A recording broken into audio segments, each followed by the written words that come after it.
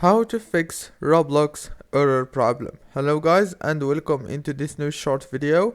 So I'm gonna show you how to fix your Roblox easily and fast. First thing, search for Roblox right here. Click on your right mouse into Roblox player and click open file location, and then click on your right mouse again, and this time all what you wanna do is click on run with graphics processor and choose the graphic that you want. If it's still not working, then you may have to try to click on troubleshoot compatibility, and if it's still not working for you, then you have one last thing to do is click on properties